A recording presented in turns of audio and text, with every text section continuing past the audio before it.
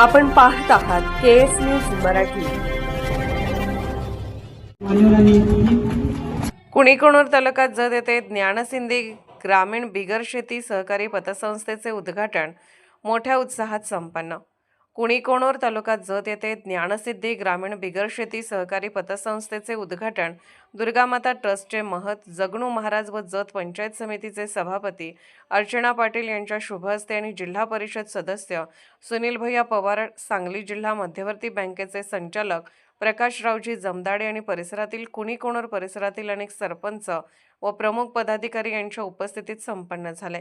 ग्रामीण भागातील व्यावसायिकांच्या अर्थकारणाला बळ मिळावे या उद्देशाने या पतसंस्थेचे संस्थापक अध्यक्ष माननीय सुरेश राठोड सर यांनी गावातील तरुण मंडळींना एकत्र करत या संस्थेची मुहूर्तमेढ सुरू करून या गावातील त्यांना देण्याचे काम केले असल्याचे प्रतिपादन महंत जगन महाराज यांनी केले। यावेळी संस्थेचे अध्यक्ष सुरेश राठोड यांनी गावामध्ये पतसंस्था उभारण्याचा उद्देश सांगताना संस्थेत छोटी मोठी ठेवायच्या स्वरूपात बचत कशी करावी याची माहिती दिली।